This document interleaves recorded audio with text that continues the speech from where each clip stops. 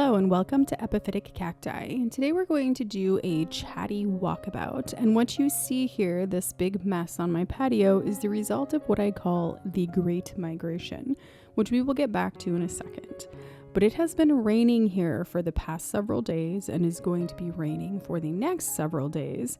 Plus my mom and my nephew came to visit, so I haven't really been able to work on the next vibes video series, which we'll get back to that really shortly. My next video will actually be one of those.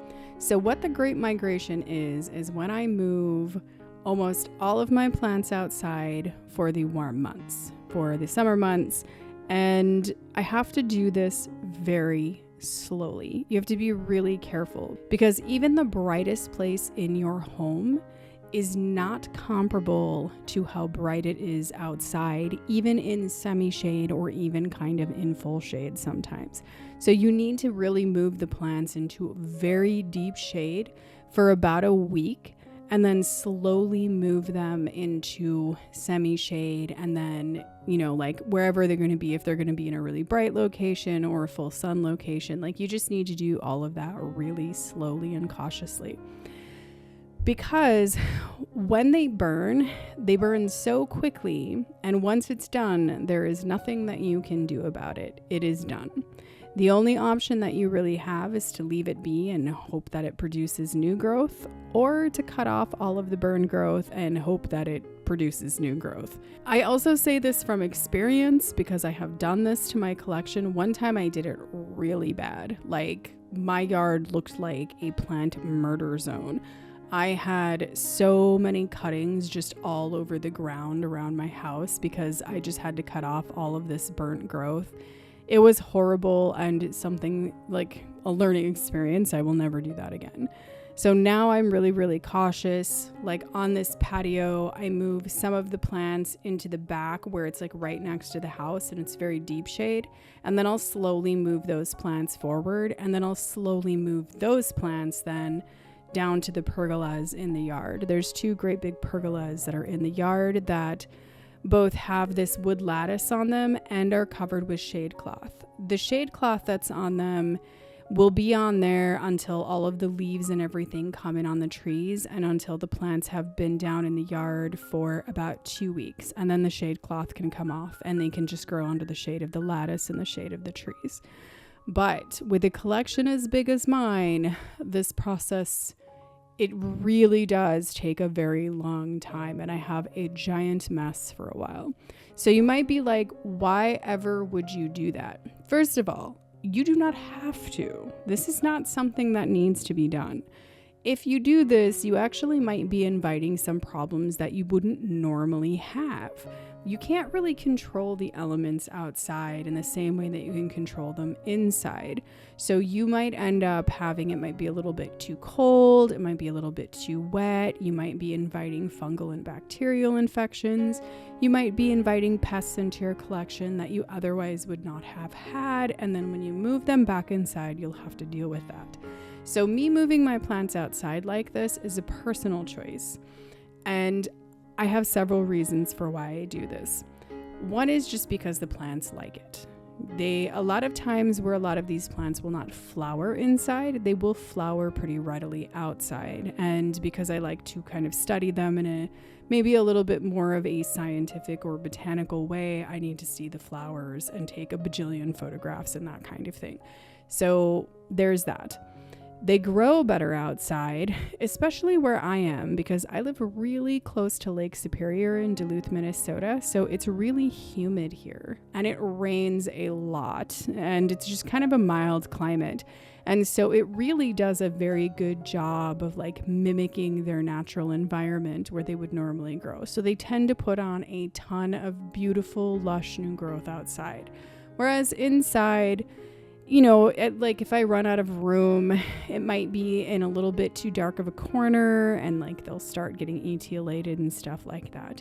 But as you can see, most of my collection looks fairly healthy, and this is the result of these growing indoors all throughout the winter under grow lights, in windows, that kind of thing. So they're healthy enough that they don't have to come outside just for new growth and just for flowers. And some of them will flower inside just fine as well.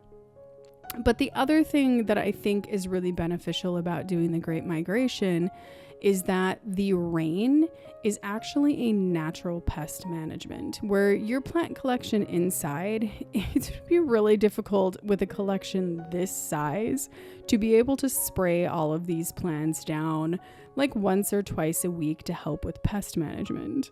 Whereas outside, if it doesn't rain, I can just grab the hose. So it's a really great natural pest control.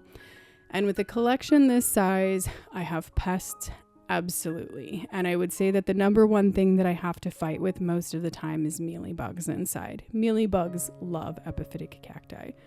And so that's something that I just really have to fight with all winter long. And I do various methods of trying to deal with that. But once they go outside and it starts raining on them, the pests are greatly reduced because it just washes them off naturally and keeps their populations under control.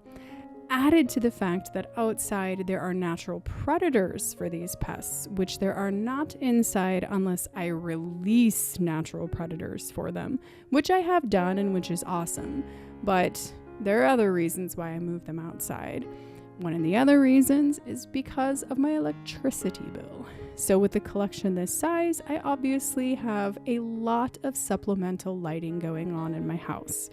My basement, which I don't show very often on the channel just because it's ugly, it's a basement, but it is just jam-packed with plants growing under these intense grow lights. There's fans down there. And to run that, my electricity bill is considerably more expensive than it normally is over the winter months. And I mean, you can actually see just my electric company shows a chart usage, and you can see this huge spike in the wintertime. Part of that is because I need more efficient grow lights than the ones that I initially bought are really strong, not very efficient. So something that someday I'll replace just to save on my electricity bill. Another reason why I move them outside is because it gives me a break from just plant care and maintenance. And do not get me wrong, I love caring for my plants. I do. I love wandering around with my watering can, looking at all the new nubbins inside. And actually every year at this time when I do the Great Migration, I get a little bit sad, like when all of the plants aren't inside. And that lasts for a little while where I'm kind of sad about it, but I kind of get over it eventually. Because there are other things, like it's much easier to clean your house when you don't have all of these plants everywhere. And obviously some of these plants are huge, so it's definitely hard to kind of move them around and like clean all the little nooks and crannies that are around them. Plus they drop things, they drop flowers, things like that. But anyways, back to the point. I do not have to do the same level of plant care when they're outside for this size of a collection. I don't have to spend a ton of time watering them or a ton of time dealing with the pest management. So it saves a lot of my time, really, which I can then dedicate to the yard work, which I absolutely hate. Like, I hate mowing my lawn, truly. But it's an added extra thing that I have to do in the summer months that I don't have to do in the winter months. Granted, I have to shovel snow or use the snow blower in the winter months, but the snow blower is actually a fun thing. My mom and I had a conversation about this once, about how fun snow blowers actually can be to use. I think those are really the main reasons why I do the Great Migration. And realistically, these plants are only outside for about 4 to 4.5 months. So they aren't even outside for like half a year or anything. That's literally how long the warm months last in my area. And I could argue that some people would not call some of the early or late season months actually warm. They can be pretty chilly.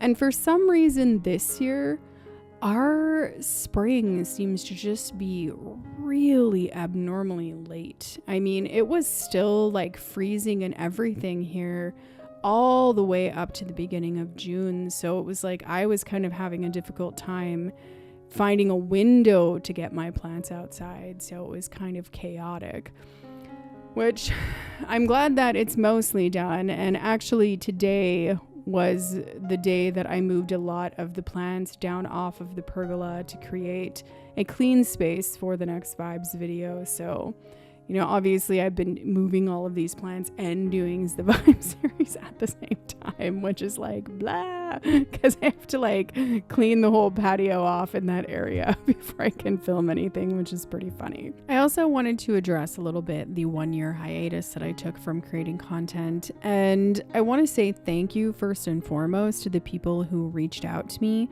They reached out to me in the comment section, through Messenger, through my Instagram, through email, and let me know, you know, like you were missing me, looking for videos kind of thing. I just want to say thank you to those people. That actually meant a lot to me. One of the things that I was dealing with was I had left my job, and I left my job for personal well-being reasons, and not like illness or anything. I mean, just like well-being as a human being in my soul reasons. And at the same time, my most beloved dog got very, very sick and very quickly passed away. So I was kind of devastated and needed to just really take some time just to like sit and be with myself, like just serious alone time. And I needed to change the pace of how I do things. So I've always been the kind of person who just like goes all in on everything all the time. Whether that's work, whether that's hobbies, it doesn't really matter. I'm just that kind of person. And, you know, I really just felt like I was doing that kind of without purpose though. You know, I know that's really confusing sounding, but it's just like, I felt like I was doing it without any real purpose. And this might be an age thing. It might be that, you know, like you get old enough that you start going through something that is like a midlife crisis type thing, or you just start realizing your mortality, I guess, and you start wanting to care more about things. You want to leave something better than when you got there. I think that's a big part of a lot of people's human nature. And I think that's just kind of how I was feeling. And at the same time, something really cool happened. The group that runs Schlumbergera.net, they are the official registrar for Schlumbergera and Rhipsalidopsis cultivars. And they were granted the official registrar for the entire tribe of Rhipsalidae, which also includes Rhipsalis, Lepismium, and Hatiora. And they approached me and asked if I wanted to join their group, and I wanted to work on a new project they were starting, which was rhipsalidae.org. And I would be doing a lot with the species there. And I jumped at that chance. And so I was working very hard on that for many months, doing tons of research, reading as much as humanly possible, lots and lots of history. I learned so much. It was kind of disgusting how much I learned. Plus, I got to interact with like really cool people. So some of the members of that group have been growing epiphytic cacti for longer than I've been alive. Like, they're some of the most knowledgeable people, and it's just so cool to absorb even just a little bit of that knowledge. And I also got to work with some botanical gardens, some contacts at botanical gardens, and I got to see parts of their collections and help with identification, and that was super cool. And I got to see a lot of wild photographs of these species, which is amazing because you don't often get to see that. We normally just see them, of course, as cultivated houseplants. And seeing them growing in the wild is just the most fabulous thing. Even if it's through pictures, I can't imagine my reaction if I actually saw them in person. I would just be awestruck. And that was a really cool experience, as well as I ended up having to have contact with some botanists through some of this, which was also a really cool experience. You know, one of the things that I think is cool about kind of talking to botanists is that you learn a lot about like proper nomenclature and stuff. You learn a lot about like the proper naming of plants, the proper history of plants, you know, that kind of thing. And I think that that's really awesome. And, you know, obviously it's something that has always mattered to me a little bit more than maybe your average YouTuber. So, I mean, I know I've gotten really nerdy with some of that on the channel, and I think someday I probably will, probably someday soon, do a whole video about just like proper naming in general. And hopefully someone will find that useful. But stay tuned for the next vibes video. Thank you for watching, and as always, happy cacti growing.